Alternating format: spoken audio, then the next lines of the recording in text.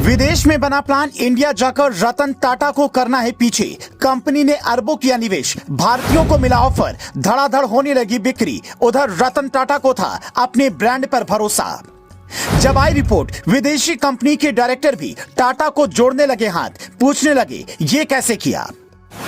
उत्तर Korea वाले तानाशाह Kim Jong Un को तो आप जानते ही होंगे। उनका पड़ोसी मुल्क है दक्षिण कोरिया, जिसने रतन टाटा को मात देने का प्लान बनाया। दक्षिण कोरिया के एक ऑफिस में बैठकर बड़े बड़े डायरेक्टर ने यह दिमाग लगाया कि कैसे हिंदुस्तान में रतन टाटा को पीछे छोड़कर अपनी कंपनी की पैठ जमाई जाए। किसी ने कहा कार पर ऑफर दे दो, तो किसी ने कहा कुछ चीजें फ्री करते हैं। आखिर में प्लान फाइनल हुआ कि कीमत उतनी ही रखेंगे पर फीचर ज्यादा देंगे, क्योंकि किया साल 2017 में ही हिंदुस्तान आ चुकी थी, इसीलिए यहाँ के मार्केट से अच्छी तरह परिचित थी। लेकिन रतन टाटा को टक्कर देने की हिम्मत कर उसने गलती कर दी। अभी जब रिपोर्ट सामने आई तो पता चला कि किया को पीछे छोड़कर टाटा दुनिया की 16वीं सबसे बड़ी कार निर्माता कंपनी बन गई है। टाटा मोटर्स का ई वैल्यूएशन 27.37 बिलियन डॉलर है, जबकि किया का 27.03 बिलियन डॉलर।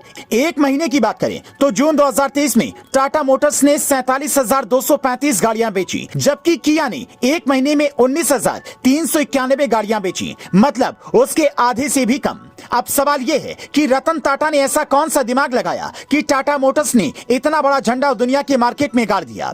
जिस देश की कंपनी कार बनाने में एक्सपर्ट है, वहां की कंपनी को कैसे दुनिया लेवल पर पछाड़ दिया, यह भी समझ लीजिए। दरअसल रतन टाटा के ये 3 प्लान किसी भी विदेशी कंपनी को मात देने के लिए काफी हैं। पहला, टाटा स्वदेशी कंपनी है, इस कंपनी का प्रोडक्ट खरीदना एक अलग तरह का जुड़ाव देता है। दूसरा, सेफ्टी, टेक्नोलॉजी और कीमत के मामले में दुनिया की कार कंपनियां टाटा से पीछे हैं। तीसरा, देश के कोने कोने में इसके सर्विस सेंटर हैं, आसानी से पार्ट्स मिल जाते हैं, यह भी बड़ी वजह है। इसीलिए जब किया ने इस तरह का प्लान बनाया तो रतन टाटा अपने ब्रांड वाले भरोसे के साथ बस कर्मचारियों को यह संदेश दे रहे थे कि ईमानदारी से अपना काम करते रहो, हम उनसे काफी आगे निकल जाएंगे। रतन टाटा की यह खासियत है कि वो चुपचाप सिर्फ काम पर फोकस रहते हैं। आज भले ही रतन टाटा रिटायरमेंट ले चुके हों, कामकाज से दूर हों, लेकिन टाटा मोटर्स में उनकी दिलचस्पी कम नहीं हुई है।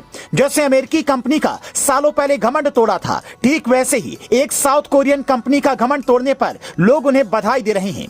आपने शायद सुना होगा जब रतन टाटा ने लखटकिया कार नैनो लॉन्च की, तब शुरुआत में खूब बिक्री हुई, लेकिन बाद में उतनी अच्छी बिक्री नहीं हुई, तो टाटा ने सोचा इसे बेच देता हूं। अमेरिकी कंपनी फोर्ड ने कहा मैं इसे खरीदूंगा। रतन टाटा डील के लिए अमेरिका गए, लेकिन वहां फोर्ड के मालिक ने 3 घंटे की मीटिंग में यह कह दिया कि आपकी कंपनी खरीदकर हम आप पर एहसान करेंगे। इस बात से अपमानित महसूस करे रतन टाटा तुरंत इंडिया लौटे। डायरेक्टर को कहा कंपनी नहीं बेचेंगे, सब हैरान थे। लेकिन कुछ साल बाद ही जब 2008 की मंदी में फोर्ड को तगड़ा नुकसान हुआ, तब रतन टाटा ने उस कंपनी की जगुआर और लैंड रोवर को खरीदा और कहा हम आप पर कोई एहसान नहीं कर रहे हैं। इसीलिए उसके बाद से हर कोई कहता है बिजनेस में सबसे पंगा लेना, पर रतन टाटा से नहीं, क्योंकि इनका बिजनेस मॉडल तकनीकी के हिसाब से बढ़ता रहता है। आज दुनिया इलेक्ट्रिक गाड़ियों की तरफ आगे बढ़ रही है, तो रतन टाटा की कंपनी उसमें भी नंबर 1 बनी हुई है।